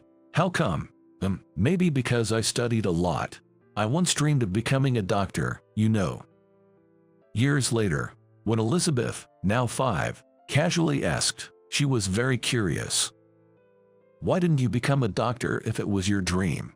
I had to give up on that dream, I guess. Now, we better hurry to daycare, or you'll be late. Okay. I quickly wrapped up the conversation and urged Elizabeth to get ready for daycare. I thought there was no need to explain all the details to her. Well then, have a good day. See you later. As Christine came to the entrance to see Elizabeth off to daycare, Elizabeth cheerfully waved back. Watching this scene, I couldn't help but smile fondly. Decades later, Elizabeth grew up to be a fine adult and moved out to live on her own. That's when I received a letter at home. An invitation to a reunion. It was from my Harvard classmates, inviting me to a reunion happening in a few months. Despite the harassment from Michael during my university days, I had friends with whom I was close. They must have remembered me, even though I dropped out midway, and sent me the invitation.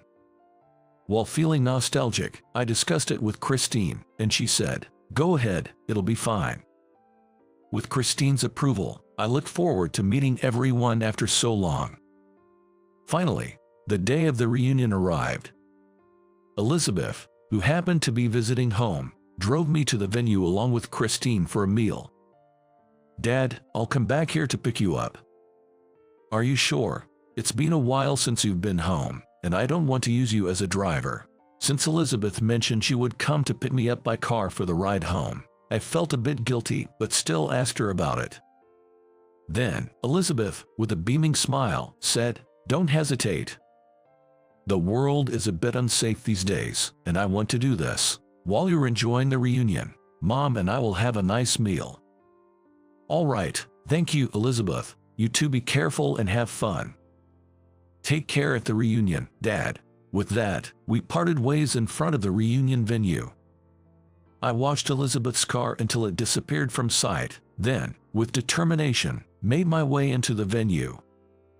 Guided by the staff, I opened the doors to the hall where my classmates, who had already arrived, were gathered. "What, James? I thought you were someone else for a second, but it's you, James. Long time no see. How have you been?" Classmates who recognized me rushed over. We're all in our late 50s now, but I could still see the remnants of our Harvard days, and I was instantly filled with nostalgia. "James, after dropping out of the Harvard, you have some nerve showing up here." "Michael." As I was catching up with everyone, Michael arrived with his entourage. Immediately, the unpleasant memories of Michael surfaced, and my expression darkened.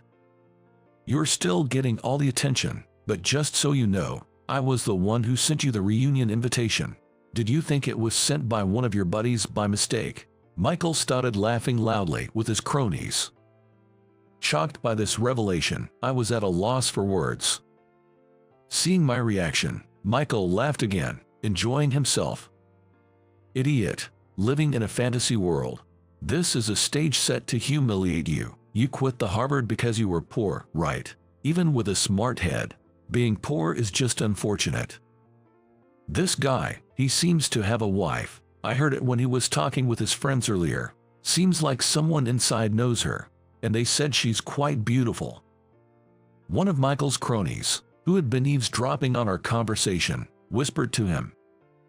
Hearing this, Michael smirked again. "Well, she must really have peculiar tastes to be attracted to someone as shabby as you. Being the wife of a poor man must be so pitiful." Michael scoffed. My anger began to boil not just for me but for dragging my wife into this. "What have I ever done to you? Huh?" I asked Michael in a low tone, giving him a sharp look. "I'm asking why you can say such awful things so casually."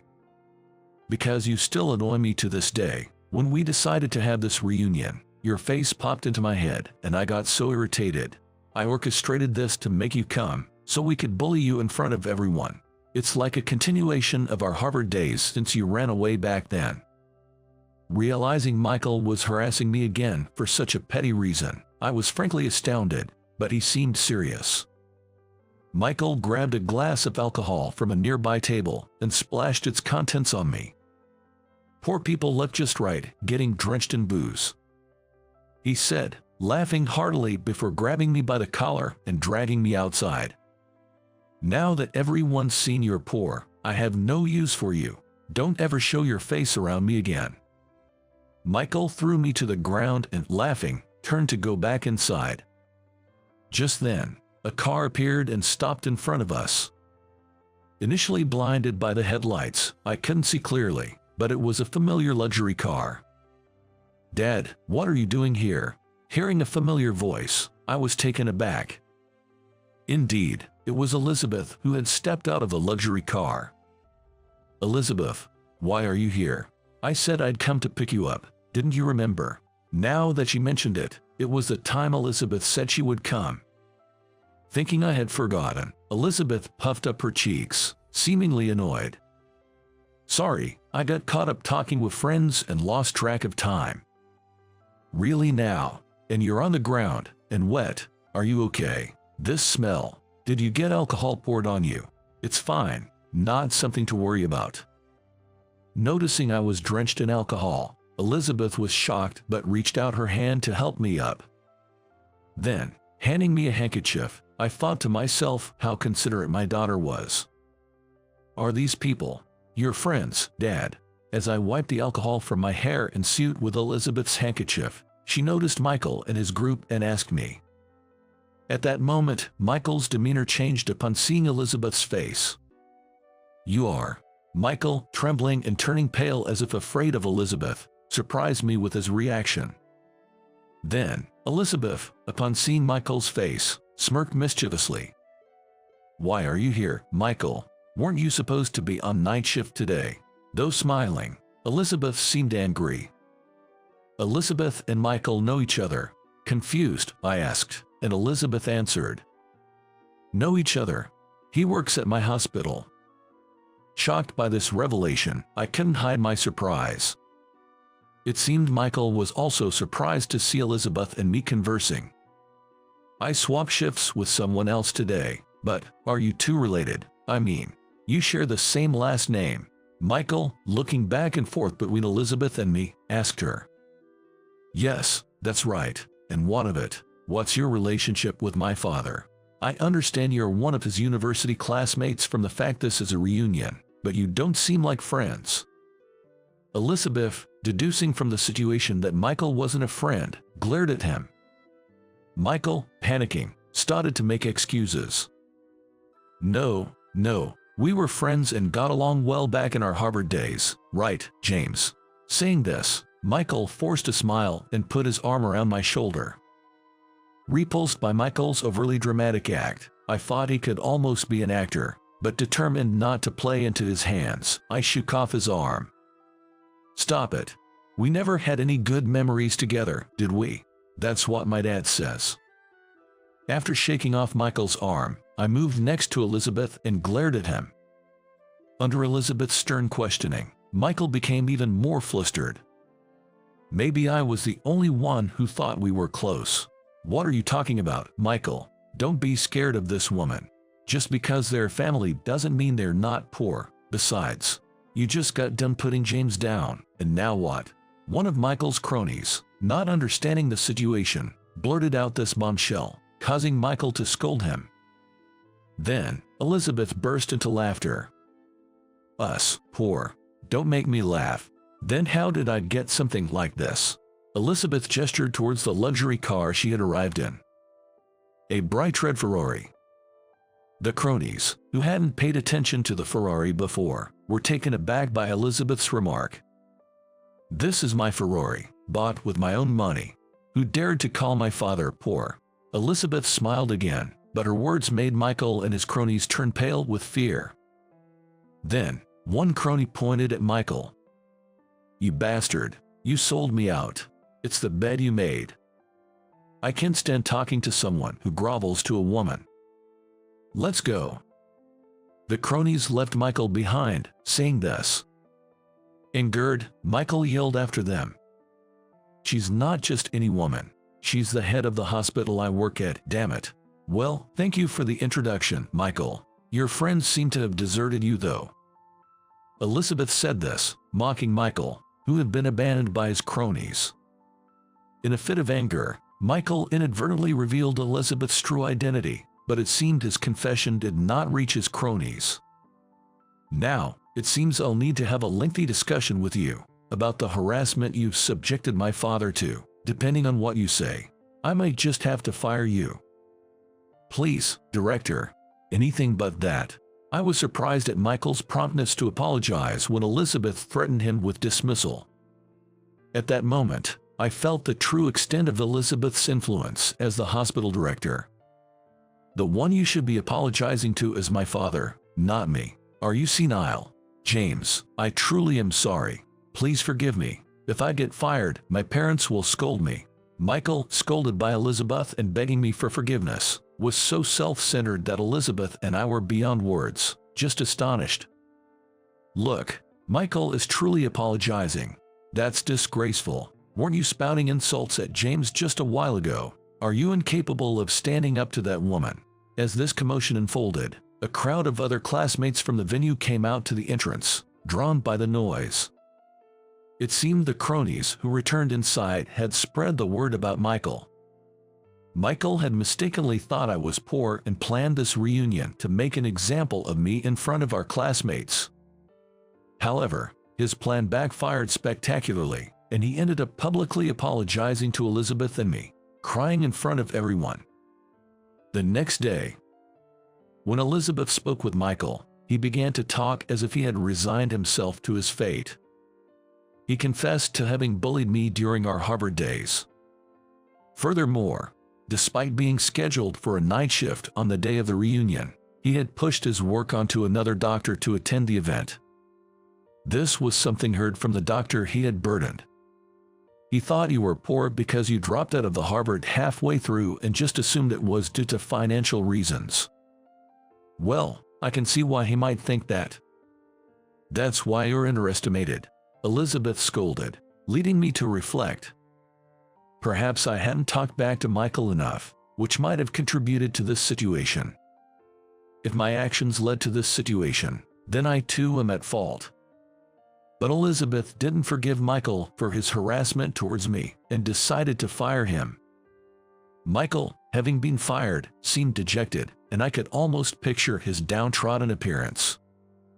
Elizabeth is a Harvard graduate, running her own hospital and a published doctor. Because Elizabeth is a renowned doctor in the medical community, Michael, having made an enemy out of her and becoming the subject of rumors, was ostracized from the medical field. Now shunned by his parents, he's been leading a life filled with part-time jobs. If it weren't for your help, I would still be belittled by Michael. Thank you, Elizabeth. When I expressed my gratitude, Elizabeth oddly responded with a thanks as well. Curious, I asked why, and she shared something unexpected. Mom told me, you dropped out of the Harvard for the family. If I were in your shoes, I'm not sure I could have made that choice immediately. Listening to Elizabeth, I thought about how talkative Christine was, but appreciated her words. My decision back then was influenced by my experience with the drowning accident. My life, which could have been lost, was saved. So, extending a helping hand to my family, who saved me, seemed only natural. Because of that choice, I found a different path, met my wife, and was blessed with Elizabeth. I had no regrets. Sharing this with Elizabeth, she said she was proud to have me as her father. You're knowledgeable and worked hard for the family, allowing me to graduate from the Harvard. Being able to help you was also thanks to the support from you and Mom. Have more pride in yourself, Elizabeth said. I already did. Elizabeth, who had grown up so admirably, was my pride. Years later, inspired by Elizabeth, I resigned from the major company I had long worked for and decided to retake the Harvard entrance exam. When I shared my desire to retake the exam with Christine, she initially was surprised but then smiled and supported my decision. Encouraged by this long-dormant dream, I decided to chase it once more. After days of studying and hard work, I was accepted into the Harvard again. Years later, having diligently studied at the medical school, I graduated from Harvard. We did it, Dad. Now you're officially a doctor too. It's all thanks to the support from you and Christine. Thank you so much. I was immensely grateful to my family. Fulfilling my dream of becoming a doctor, I started working at Elizabeth's hospital, helping to save lives alongside her. I never initially thought that what I did for my family would come full circle and benefit me. I vowed to continue being a proud doctor for my family and patients alike.